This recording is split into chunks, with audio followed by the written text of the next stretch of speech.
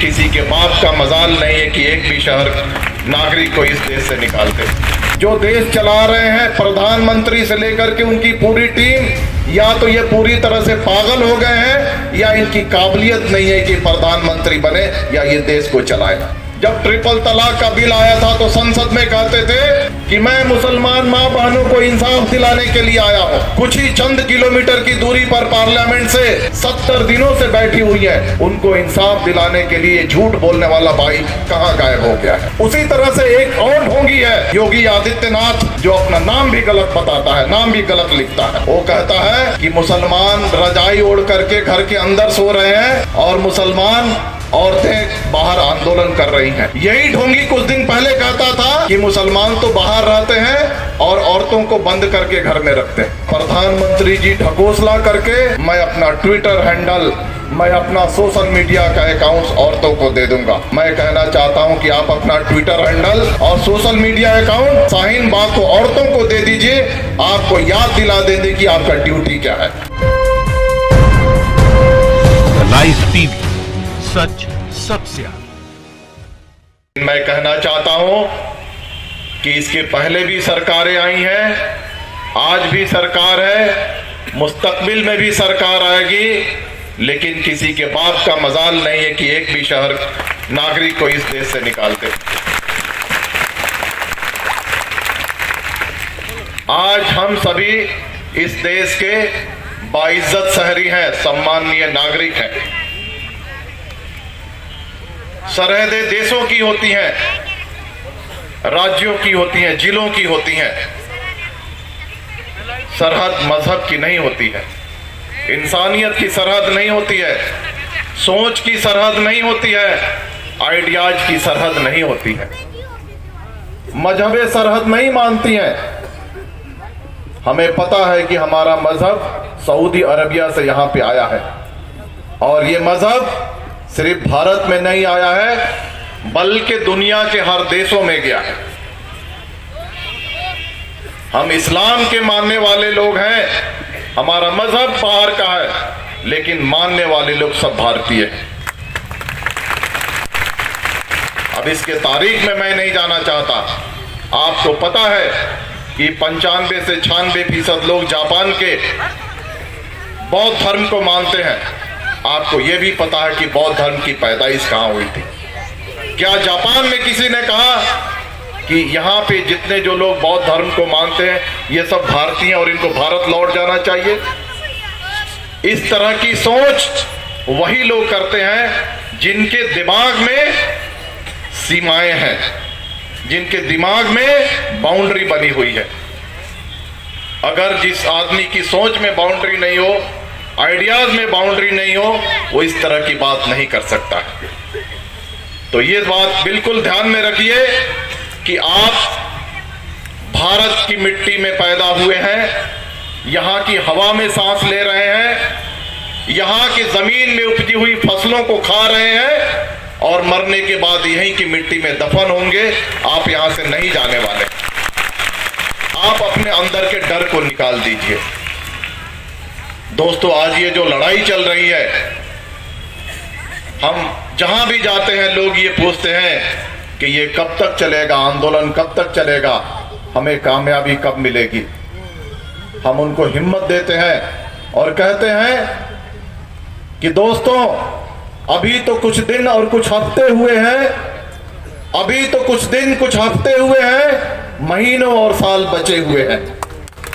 महीनों और साल तक लड़ाई के लिए तैयार रहिए और इसी लड़ाई का नतीजा है, अगर आप खामोश रहते, रास्ते पर नहीं उतरते, तो जिस तरह से ट्रिपल तलाक को लागू किया गया और गैर जरूरी कानूनों को लागू किया गया, इसको भी उसी तरह से लागू किया जाता, कोई भी आदमी आपके समर्थन में नहीं उतरता।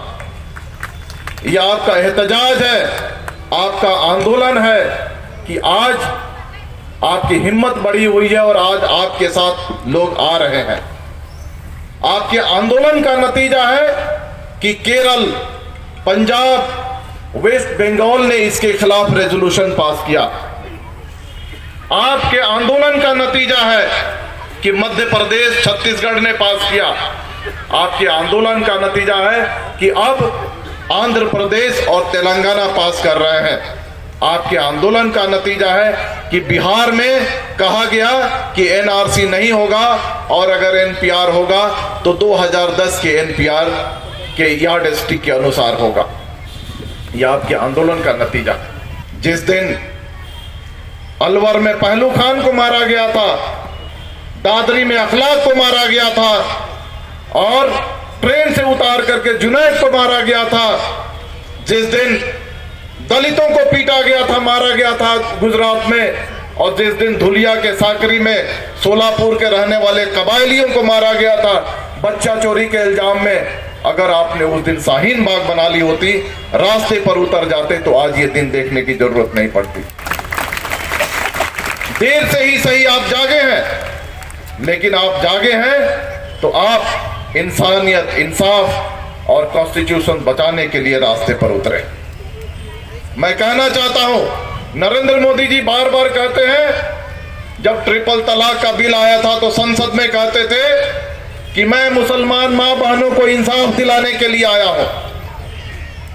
हमारी मां और बहनें शाहीन बाग में कुछ ही चंद किलोमीटर की दूरी पर पार्लियामेंट से 70 दिनों से बैठी हुई हैं, कड़ाके की ठंडक में बैठी हुई हैं। उनको इंसाफ दिलाने के लिए झूठ बोलने वाला भाई कहां गायब हो गया है? और प्रधानमंत्री जी ढकोसला करके कहते हैं कि 8 तारीख को महिला दिवस है, मैं अपना ट्विटर हैंडल, मैं अपना सोशल मीडिया का अकाउंट औरतों को दे दूंगा। मैं कहना चाहता हूं कि आप अपना ट्विटर हैंडल और social media account Shaheen Bagh को औरतों को दे दीजिए। आपको याद दिला देंगे कि आपका ड्यूटी क्या है, आपका राज धर्म क्या है, आपको क्या करना है और क्या नहीं करना है। हमारी मां बहनें आपको याद दिला देंगी। आपको तो सबसे पहले जम्मू में आसिफा के जो बलात्कारी हैं उनको पहले सजा दे दो। जो सिंगर है बुलंदशहर का, उसमें जो पीड़िता है उसको पहले इंसाफ दिला दो। जो चिन्मयानंद जो बलात्कारी है, उसके जो पीड़िता लड़की है उसको इंसाफ दिला दो, और उसके बाद तुम महिलाओं के इंसाफ की बात करना। तुमसे हमको इंसाफ की बात नहीं सीखनी है। उसी तरह से एक और ढोंगी है योगी आदित्यनाथ, जो अपना नाम भी गलत बताता है, नाम भी गलत लिखता है। वो कहता है कि मुसलमान रजाई ओढ़ करके घर के अंदर सो रहे हैं और मुसलमान औरतें बाहर आंदोलन कर रही हैं। यही ढोंगी कुछ दिन पहले कहता था कि मुसलमान तो बाहर रहते हैं और औरतों को बंद करके घर में रखते हैं। अब इसके किस बात पर यकीन की जाए? ये मुख्यमंत्री बार बार कहता है कि मैं ठोक दूंगा, मैं सीधा कर दूंगा, मैं गोली मार दूंगा, इस तरह की भाषा करता है। इसके जबान से कभी नहीं निकलता है कि मैं गरीबी दूर कर दूंगा। इसके जबान से कभी नहीं निकलता है कि मैं इंसाफ दिला दूंगा। इसके जबान से कभी नहीं निकलता है कि मैं सड़कें और स्कूल बनवा दूंगा। ये आदमी मनुस्मृति का समर्थक है। ढोल गंवार शूद्र पशु नारी, ये सब ताड़न के अधिकारी। ढोल गंवार शूद्र पशु और नारी, ये सब मार खाने के लिए पैदा हुए हैं और इस जहनियत का समर्थक है ये आदमी। सबसे पहले मनुस्मृति के इस श्लोक से महिलाओं को निकाल दो, तब तुम महिला सम्मान की बात करो। तब तक हमारे सामने आकर के महिला सम्मान पर लेक्चर मत दिया करो। दोस्तों, एनआरसी और सीए के बारे में मैं कहना चाहता हूं, एक ही बात आपसे कहना चाहूंगा कि आपके सामने क्रोनोलॉजी समझाया जाता है कि पहले सीए आएगा, फिर एनआरसी आएगा, फिर घुसपैठियों को भगाया जाएगा। आप मान लीजिए कि लातूर के किसी मोहल्ले में चोरी हो जाती है और वहां का थानेदार आता है और मोहल्ले के सारे लोगों को खड़ा करता है और कहता है कि आप लाइन में खड़े हो जाइए और यह साबित कीजिए कि आपने चोरी नहीं की है और आप चोर नहीं हैं। आप क्या कहेंगे थानेदार के लिए? आप थानेदार से यही कहेंगे या तो ये बहुत बड़ा पागल हो गया है या इसको थानेदार बनने की काबिलियत नहीं है। उसी तरह से देश में चंद हजार और कुछ लाख घुसपैठिए हैं, इससे इनकार नहीं किया जा सकता है। और ये घुसपैठिए दोस्तों हर देश में मौजूद है, सिर्फ भारत में मौजूद नहीं है। चंद घुसपैठियों की वजह से देश के सारे लोगों को लाइन में खड़ा करके और यह साबित करने को कहा जा रहा है कि आप साबित कीजिए कि आप घुसपैठिए नहीं हैं। आप क्या कहेंगे इनके लिए?